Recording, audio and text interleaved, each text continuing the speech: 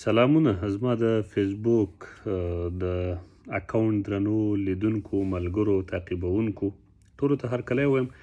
له ډېره وخته په کرکټ خبرې سره نه دي کړي.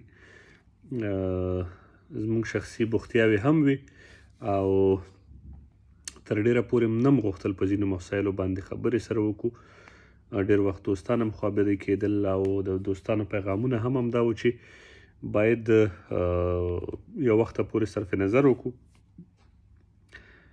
لیکل مو کړي دي. نو نن د پاکستان پر وړاندې د آی سی سی او ډي آی سوپر لیګ سیالیو لپاره، درې ورځنیو سیالیو لپاره افغانستان خپله 11 کسیزه لوبډله اعلان کړه. په عموم کې که ووایو ښه لوبډله ده، دا عمومي خبره ده. په اوپننګ کې درې اوپنران رحمان الله ګربز، ابراهیم زدران، صدیق اتل، درې واړه ټیلنټډ، با استعداده او غوره استعدادونه دي، دې کې شک نشته. د رایټ اینډ لیفت کمبینیشن لپاره صدیق اتل اوپننګ ته راوستل شوی. خدای دې وکړي چې چانس ورکړي. امید ورته لرو چې ښه به وځلیږي. ابراهیم زدران او رحمان الله ګربز خو مخکې هم ځانونه ثابت کړي دي.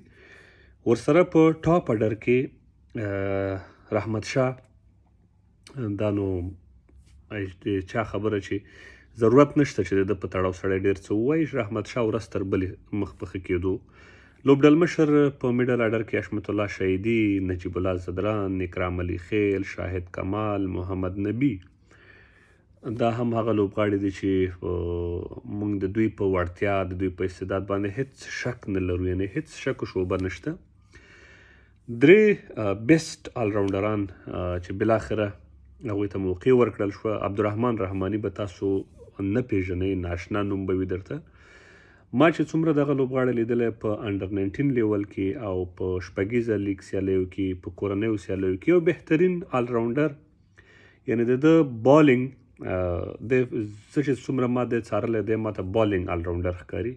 یعنې د واقعا 130 پلس بالینګ کولی شي او ورسره صحیح بیټینګ کوي، پراپر بیټسمین ده. افغانستان چې د کوم آلراونډر په تلاش کې و یا په هر څه کې و، هغه عبدالرحمن رحماني ده. عبدالرحمن رحماني یو ښه آلراونډر د افغانستان په کرکټ کې، چې دا په 20 کرکټ کې او دا په ون ډے کرکټ کې د افغانستان لپاره ډېر ښه ثابت شي. تر ګلبدینو، میرویس اشرف او تر کریم جنت حتی زه په ده باندې ډېر باور لرم. دغه راز ورسره عظمت الله عمرزی. عظمت الله عمرزی هم یو پراپر آلراونډر ده چې د بیټینګ آلراونډر، یعنې بیټینګ یې ښه ده، په بالینګ خو بالینګ هم دی، په نوي بال باندې ډېر ښه سیم بالینګ کولی شي، دواړو خواو ته دی ښه سوینګ کولی شي. شاید دی 130 پلس بالینګ ونه کړی شي، خو بیا هم یو ښه آلراونډر موږ ورته ویلی شو چې دی په نوي بال باندې ډېر ښه بالینګ کوي. ورسره په سپین ډپارټمنټ کې مونږ تر هر وخته قوي، پیاوړي او ښه یو، چې دا ځل په لومړي ځل نور احمد لکړوال ون ډے سکواډ کې مونږ وینو. یو ښه چینامن بالر دی چې په نړیوال کچه ځلیدلی لوبغاړی دی. مجیب رحمان او راشد خان او محمد نبی خو معلوم لوبغاړي دي.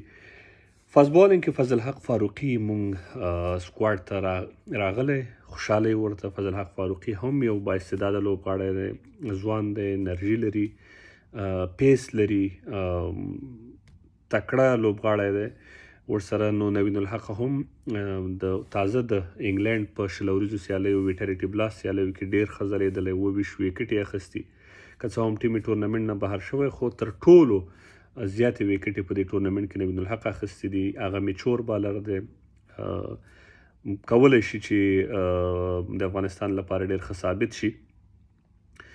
یوازې د دوو لوبغاړو خبره زه کوم چې عثمان غني او ورسره که درېیم لوبغاړی کو بهیر شاه محبوب او وفادار مومن.